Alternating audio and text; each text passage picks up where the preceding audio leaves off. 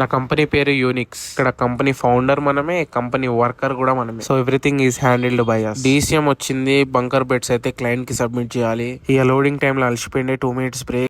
DCM లో loading complete అయిపోయింది.